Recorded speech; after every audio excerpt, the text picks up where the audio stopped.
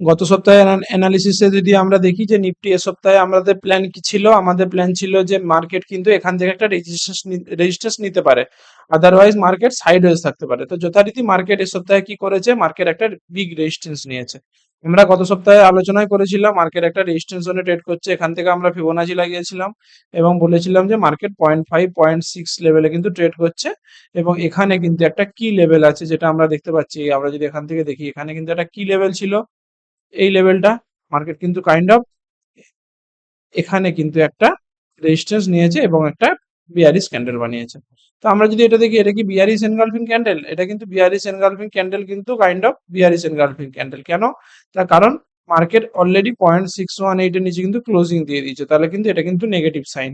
তো মার্কেট আর কতটা নিচে নামতে পারে? আমরা যদি এই যে সুইংটা ছিল, লাস্ট যে সুইংটা, এই যে সুইংটা, এইটা যদি আমরা ফিবোনাচি দেখি তাহলে আমরা বুঝতে পারবো যে মার্কেটের নেক্সট লেভেল কোথায় কোথায় পাচ্ছি আমরা। মার্কেটের নেক্সট এই যে পুরো সুইংটার ফার্স্ট লেভেল থাকতে হচ্ছে 24,000, সেটা কিন্তু অলরেডি ব্রেক করে দিয়েছে। অতএব নেক্সট লেভেল কোথায় পাবো? 23,600 কিন্তু আমাদের একটা মাইনর সাপোর্ট পাবো আমরা। এই যে এখানে কিন্তু একটা ফিফ লেভেল আছে 0.382, তো এটা কিন্তু 23,600 কিন্তু আমরা একটা মাইনর লেভেল পাবো। দেন কিন্তু আমাদের মেজর লেভেল থাকবে হচ্ছে 23,400, 23,400 500, এই লেভেলটা কিন্তু আমাদের মেজর লেভেল থাকবে। ঠিক আছে? তো এটা যদি আমরা ডেইলি টাইম ফ্রেমে যদি আমরা কনফিউশনে যদি বুঝতে পারি তাহলে বুঝতে পারবো যে মার্কেট আর কতটা নামতে পারে।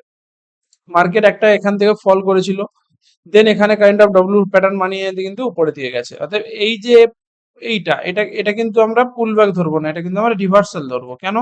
তার কারণ মার্কেট যখন পুল ব্যাক কি হয়, আস্তে আস্তে আস্তে আস্তে যায়, এটা কিন্তু একটা হিউজ চলে গেছে। অর্থাৎ মার্কেট এই যে ফলটা হচ্ছে এটা কিন্তু একটা পুল ব্যাক ফল। ঠিক আছে? তো আমরা যে কি দেখলাম, প্রথমে আমরা ফিবোনাচি লাগালাম। এখান থেকে যদি আমরা ফিবোনাচি দেখি, পুরো ট্রেন্ডটা যদি আমরা ফিবোনাচি দেখি, তাহলে ওভারঅল সাপোর্ট কোথায় কোথায় পাচ্ছি।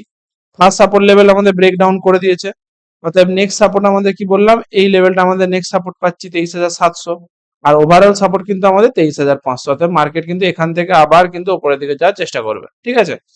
এবং আমরা অপেক্ষা করব আগামী সপ্তাহেও কিন্তু মার্কেট কাইন্ড অফ ডাউন ট্রেন্ডে চলছে, তার কারণ এই যে ডেলি আমাদের যে ডেলি স্ট্রাকচার, এটা কিন্তু ডাউন। অতএব মার্কেট যদি কাইন্ড অফ গ্যাপ আপ করলে তাহলে কিন্তু আবার সেলিং আসবে। ঠিক আছে? তো আমাদের যদি ডাটা দেখি, ডাটা ওভারঅল ডাটা কি বলছে, আর গত সপ্তাহে ডাটা কি ছিল, গত সপ্তাহের শুক্রবারের ডাটা কি ছিল, শুক্রবারের ডাটা যদি আমরা দেখি, ক্লায়েন্ট তাদের পজিশন হালকা পজিশনে গেছে, এফআই কিন্তু তাদের পজিশন একটু সেল করেছে, কিন্তু ডিআই আর প্রো কিন্তু তাদের পজিশন ইনক্রিজ করে চলেছে। তবে মার্কেট নেগেটিভ নয়, মার্কেট কিন্তু পজিটিভ। প্রো কিন্তু তাদের পজিশন কন্টিনিউয়াসলি ইনক্রিজ করছে, এ একদিন জাস্ট সেলিং করেছিল, আদারওয়াইজ কিন্তু তাদের পজিশন কিন্তু ইনক্রিজ করে চলেছে। অতএব মার্কেট কিন্তু শর্ট টার্মের জন্য ডাউন ট্রেন্ডে হলেও কিন্তু ওভারঅল যে ট্রেন্ড আছে সেটা কিন্তু বুলিশ। ঠিক আছে? তো আমাদের আগামী সপ্তাহে কি করতে পারে মার্কেট? আগামী সপ্তাহেও কিন্তু একটা কাইন্ড অফ বিয়ারিশ ক্যান্ডেল বানাতে পারে। কতটা ক্যান্ডেল অবধি বানাতে পারে? 23,500 অবধি কিন্তু আগামী সপ্তাহে কিন্তু হতে পারে। আগামী সপ্তাহেও কিন্তু মার্কেট 23,500 অবধি যেতে পারে। তার কারণ মার্কেটের ওভারঅল দুটো আমাদের নেক্সট সাপোর্ট পাচ্ছি আমরা। একটা সাপোর্ট আমরা এটাই আলোচনা করলাম, অতএব এখান থেকে কিন্তু আবার একটা বিগ বিয়ারিশ ক্যান্ডেল বানালে কিন্তু 23,500, মানে আরো 400-র মতো ফল আগামী সপ্তাহে কিন্তু আসতে পারে। ঠিক আছে? তো এর সাথে আমরা দেখব কোন সেক্টর গুলো উইক, এর সাথে সরি উইক, এবং কোন সেক্টর গুলো স্ট্রং। যখন নিফটি এই লেভেলে আমরা পাবো 23,500 কি 23,500 লেভেলের নিফটি যদি পাই, তাহলে আমাদের সেই লেভেলে কিন্তু কোন সেক্টরটা আমাদের জন্য বেস্ট হবে। তো আমরা যদি প্রথমে যদি আমরা দেখি নিফটিকে উইকলি চার্টে, তাহলে কি দেখবো, একটা বিয়ারিশ ক্যান্ডেল বানিয়েছে। তো এর কম্পারিজনে যদি আমরা দেখি যে কোন সেক্টরটা বিয়ারিশ ক্যান্ডেল বানায়নি, কাইন্ড অফ ডোজি ক্যান্ডেল বানিয়েছে, তো আমরা প্রথমেই দেখবো কি পিএসইউ ব্যাংক। পিএসইউ ব্যাংক আমরা অনেকদিন থেকে আলোচনা করে আসছি, কি তখন আগের সপ্তাহে আমরা আলোচনা করেছিলাম, তার আগের সপ্তাহে, যে মার্কেট একটা রেজিস্ট্যান্স জোনে ছিল, মার্কেট এই লেভেলটা ব্রেকআউট করে দিয়েছিল, তো এটা কিন্তু মার্কেটের সাপোর্ট হিসাবে কাজ করবে। তো মার্কেট যথারীতি কি করেছে, মার্কেট সাপোর্ট নিয়ে কিন্তু উপরের দিকে যাওয়ার চেষ্টা করছে। এবং নিফটিতে এত একটা হিউজ সেলিং আসলেও কিন্তু পিএসইউ ব্যাংকে কিন্তু জাস্ট কাইন্ড অফ সেলিং আসছে, মানে একটা ডোজি ক্যান্ডেল বানিয়েছে। অতএব এখানে কিন্তু PSU bank kind of sideways থাকবে, দেন ব্রেকআউট করবে। ঠিক আছে?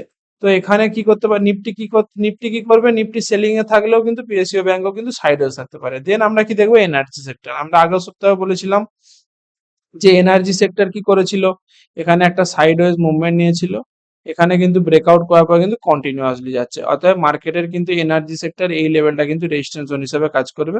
এখানে কিন্তু একটু সাইডওয়েজ থাকবে, দেন আবার যখন নিফটি সাপোর্ট হিসাবে নিফটি যখন আবার বুম করবে, তখন কিন্তু এনার্জি সেক্টর আবার কিন্তু তাদের অল টাইম হাই কিন্তু আমরা দেখতে পাবো। ঠিক আছে, এনার্জি থেকে আমরা যদি সিপিএসসি দেখি, সিপিএসসি আমরা বহুদিন থেকে আলোচনা করে আসছি, যখন এই লেভেলে ছিল আমরা আগের সপ্তাহে বলেছিলাম যে সিপিএসসি এই লেভেলটা ব্রেকআউট করেছে, অর্থাৎ নেক্সট টার্গেট থাকবে সিপিএসসি এইটা। অতএব সিপিএসসি কি করতে পারে, সিপিএসসি ও কিন্তু একটা ডোজি ক্যান্ডেল বানিয়েছে উইকলিতে, অতএব সিপিএসসি এখানে সাইডওয়েজ থাকার পর ব্রেকআউট করতে পারে। ঠিক আছে, আর কি দেখবো, মেটাল।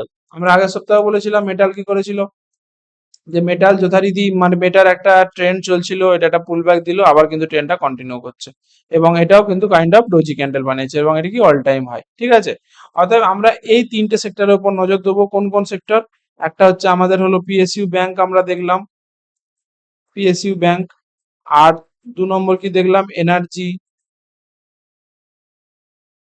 আর 3 নম্বর কি দেখলাম, সিপিএসই, আর 4 নম্বর কি দেখলাম, মেটাল।